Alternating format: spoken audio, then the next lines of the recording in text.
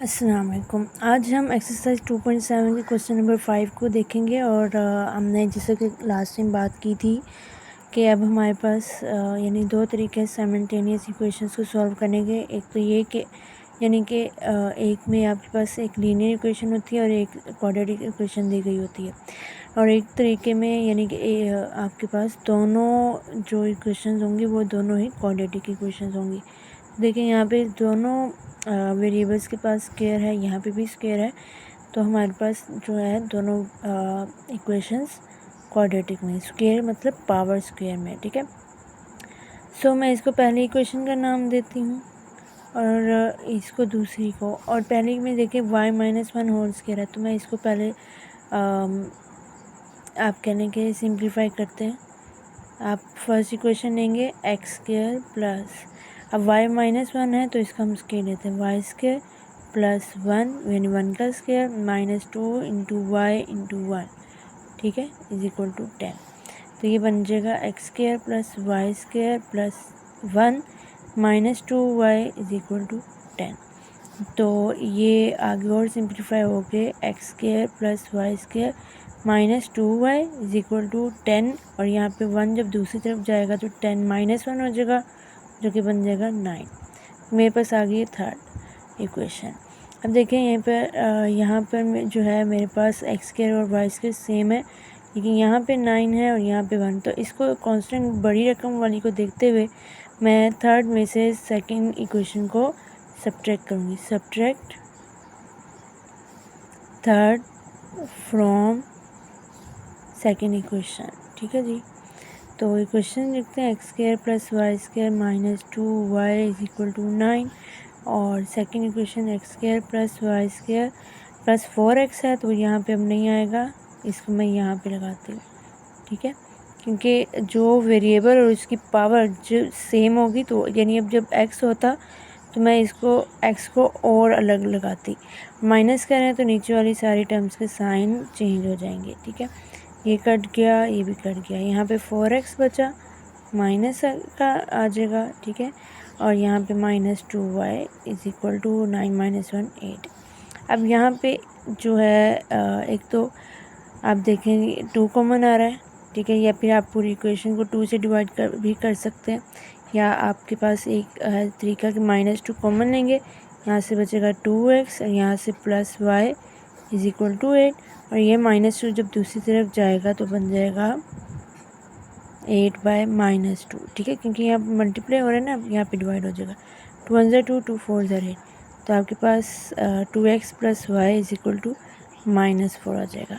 अब इसमें आपके पास y सिंपल है लेकिन x के साथ कोएफिशिएंट है, तो ये वाली टर्म आप दूसरी तरफ लेके जाओगे, क्योंकि इससे हमें y की कहने की वैल्यू मिल जाएगी, तो y is equal to -4 plus 2x है तो -2x हो जाएगा, ठीक है। तो आपके पास ये एक कह लें कि एक वैल्यू आ गई y की, ठीक है।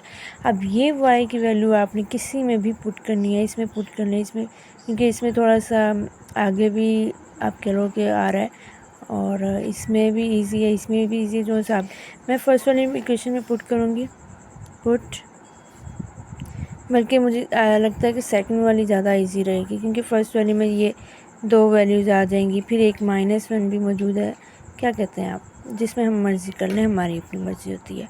तो value of y in equation 2, क्योंकि मुझे यहाँ पे y एक सिंगल लग रहा है, यहाँ पे मुझे थोड़ा सा लग रहा है कि हमारे पास थोड़ा आप कहने के कॉम्प्लिकेशंस आ सकती हैं। X square plus -4 minus 2x का whole square plus 4x is equal to 1, इसमें मैंने ये पुट कर दिया।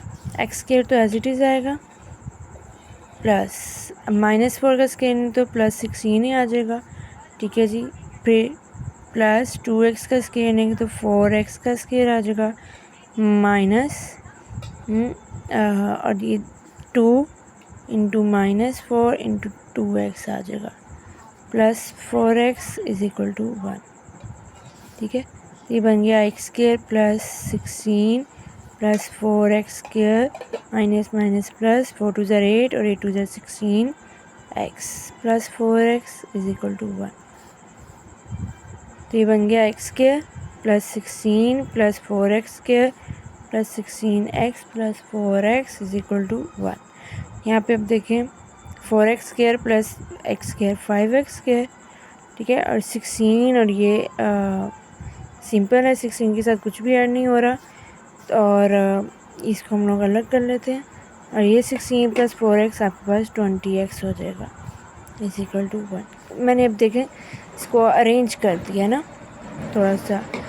तो अब यहाँ पे मैं पहले तो देख लेती हूँ अगर कुछ कॉमन आ रहा है, कुछ भी कॉमन नहीं आ रहा, तो और ये 1 फिर हम इस तरफ ले आते हैं। 16 माइनस 1 इज इक्वल टू 0। 16 में से 1 निकालें तो क्या बचता है, plus 20x plus 15 is equal to 0। अब यहाँ से जो है 5 कॉमन आ रहा है, तो 5 into X square plus 4x plus 3 is equal to 0। और जब 5 दूसरी तरफ जाएगा तो 0 हो जाएगा, तो मेरे पास इक्वेशन क्या है, X square plus 4x plus 3 is equal to 0।